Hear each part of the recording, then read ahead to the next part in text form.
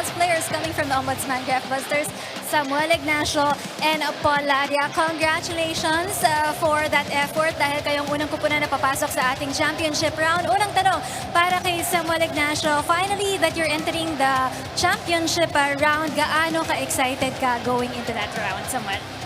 Nagpapasalamat muna ako kay Lord na maging maayos ng laro namin. First time in history ng Ombudsman na pumasok ng champion. Kaya sobrang excited talaga. Ano yung pwede namin ma-expect, especially from you going into that championship round, Samuel? Kailangan namin double effort. Practice kami ng practice para maging ma-condition kami. Tapos kailangan may konting jogging. Alright, sino mga gusto mong batiin, mga naging inspiration mo for this ball game, Samuel? Binabati ko pala na dito yung asawa ko na si Apple. 3 months na pala siya.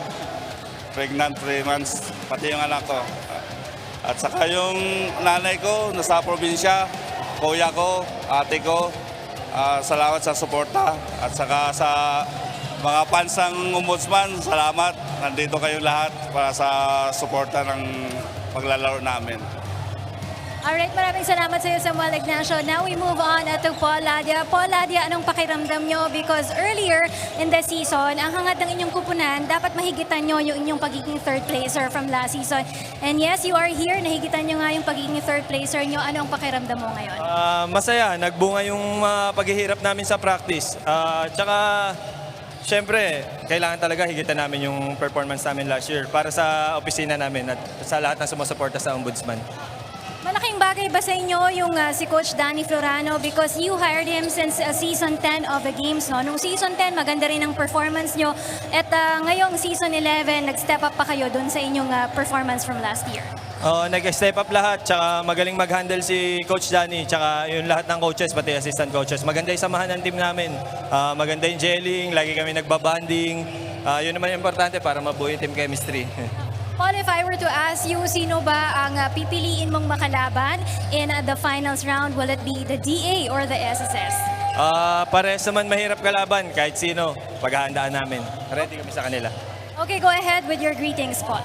Binabati ko yung pamilya ko, nanay, tatay ko, asawa ko, si Trixie, yung mga anak ko, si Mab, tsaka si Clay. Tapos yung pamangkin ko sa Singapore, si Timmy.